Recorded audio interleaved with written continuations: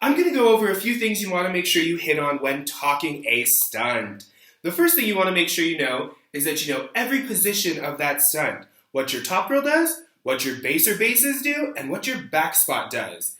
And then when talking the stunt, you want to try and talk as much of the stunt while they are building. Remember, we are teaching high school and middle school, occasionally youth camps. These kids aren't really paying attention. They're either playing with their shoelaces, picking the grass, not really paying attention.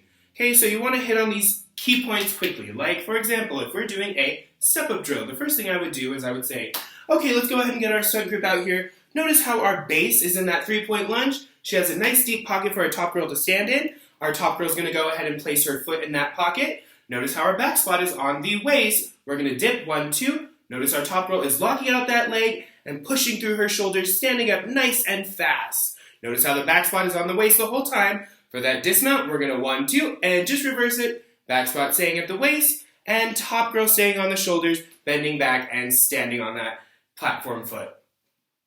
That's just a quick way to go through a step-up drill.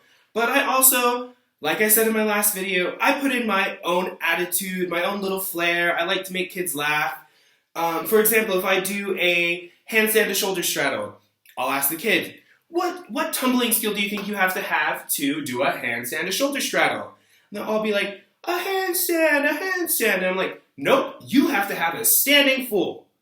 And they all stop, and they all look at each other like, do we really? None of us have standing fulls. And I'm like, nah, just kidding, I got you guys. You have to have a handstand. And then I'll usually do an example of a handstand, do some crazy legs, and then I ask, do you want to do this stunt if you do a handstand like this?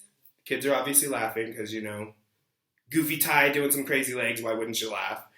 And then they're like, no, we don't want to do that. I was like, exactly, you want to make sure you have a nice proper handstand.